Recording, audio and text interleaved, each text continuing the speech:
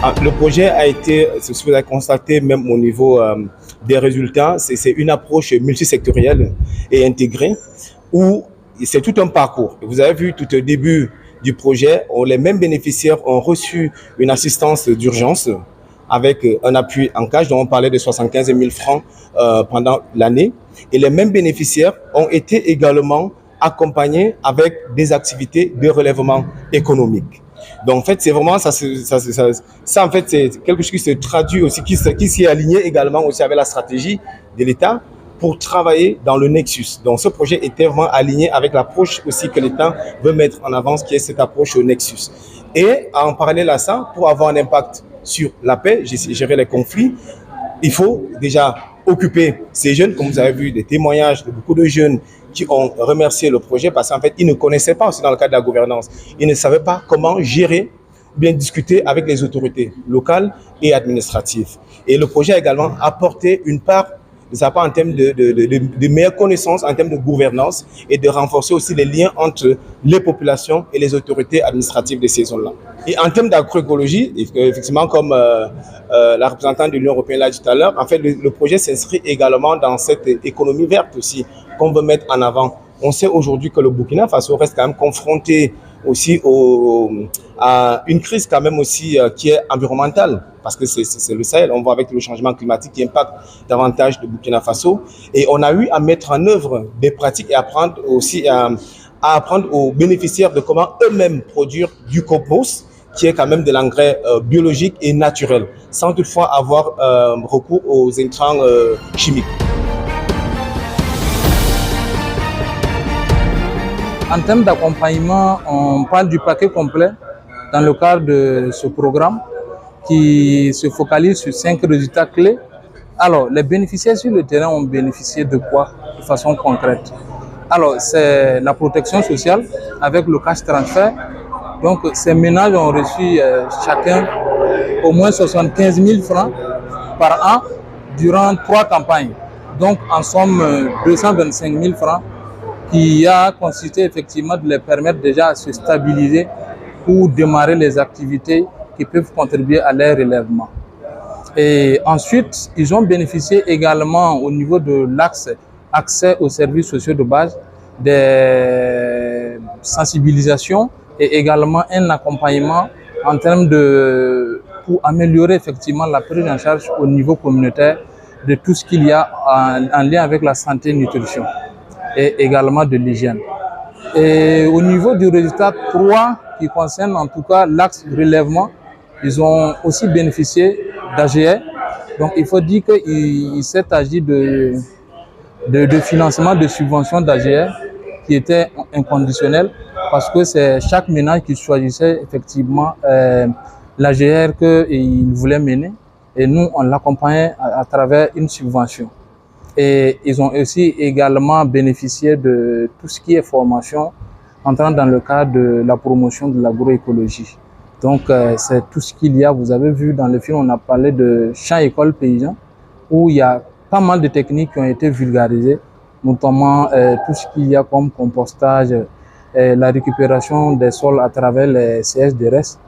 Et aussi au niveau de l'axe gouvernance locale, ce sont des ménages également qui ont été accompagnés à travers effectivement des séries de dialogues avec les services de concentrés qui sont effectivement opérationnels au niveau local pour permettre effectivement d'améliorer les cohésions, d'améliorer effectivement la prestation de services parce que il y avait aussi cette problématique liée au manque de confiance entre ces communautés et les services de concentrés. Donc on a effectivement à travers ce résultat accompagné ces ménages-là pour effectivement essayer de renforcer cette confiance-là à nouveau. Il y a également au niveau du résultat 5 sur lequel on a véritablement focalisé notre action sur tout ce qu'il y a en termes de prévention et gestion des conflits.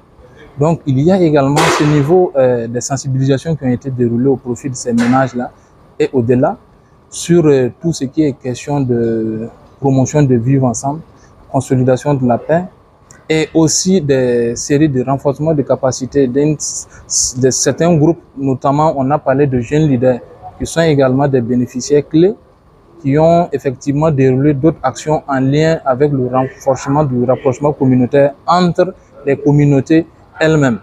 Et également, il faut noter qu'au niveau de ce résultat 5, il y a tout ce qu'il y a aussi en lien avec l'accès à la justice de proximité de ces communautés-là. Donc, au niveau de cet axe-là, par exemple, on a accompagné ces ménages toujours dans le cadre de la réalisation des extraits, par exemple, de naissance, des extraits d'état civil.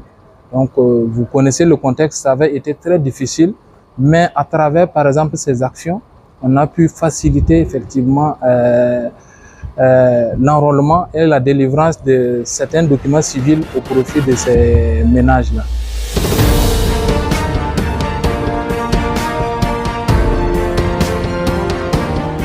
Tout à l'heure, nous avons vu les différentes réalisations dans le cadre de ce programme et j'avoue que nous tirons une grande satisfaction.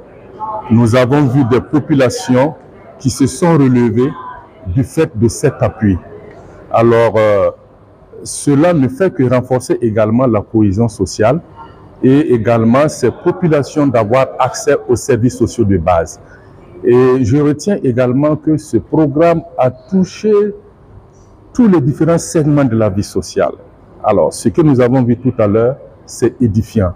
Et nous voulons apporter notre encouragement au nom de Madame la ministre et réitérer toutes nos félicitations au programme et encourager les acteurs terrains à aller de l'avant pour qu'on ait plus de résultats encore pour la grande satisfaction des populations vulnérables.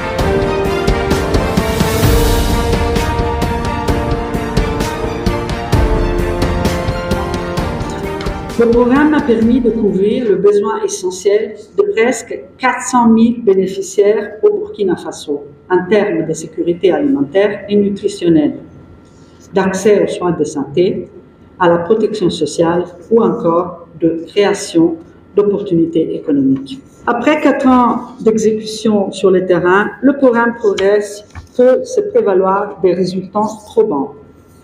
Selon les conclusions d'une étude intermédiaire dans les communes d'intervention, la situation de sécurité alimentaire de l'ensemble des ménages bénéficiaires s'est nettement améliorée comparativement à la baseline au lancement du programme. La proportion des ménages ayant un niveau de consommation alimentaire acceptable a augmenté dans les 2 régions et même doublé dans la boucle du Monde. Dans certaines communes de cette région, on peut même se féliciter du fait qu'il n'y ait plus de ménages en situation alimentaire critique à l'heure actuelle. Par ailleurs, très important, le programme est intervenu activement dans la prévention de conflits communautaires et a contribué au maintien de la cohésion sociale et d'un vivre ensemble harmonieux entre les différentes communautés dans ces régions. Ainsi, 34 observateurs de gestion et de prévention de conflits ont vu leur capacité renforcée et 9 plans d'action ont été mis en place avec l'accompagnement du programme. Enfin, le programme a également contribué à renforcer, voire restaurer la relation de confiance entre les habitants et les représentants des autorités de l'État, à travers des actions en faveur d'une gouvernance locale participative et inclusive. Il a notamment permis une plus grande insertion des jeunes et des individus et groupes marginalisés dans le processus de décision au niveau local et dans la vie sociale des communautés. Le programme Progress touche maintenant à sa fin, après 4 ans de mise en œuvre. Je tiens cependant à vous assurer que l'Union européenne reste pleinement engagée à vos côtés dans le soutien aux populations vulnérables au Burkina Faso.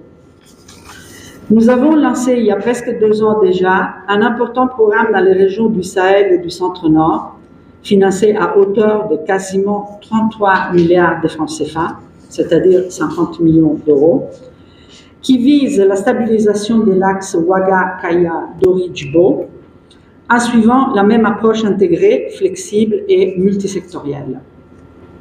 En outre, un programme plus large d'appui au développement humain et aux services sociaux de base a débuté cette année même, couvrant un vaste territoire appelé Triangle Ouagadougou, Koudougou, Dédougou, Bobo-Dioulasso.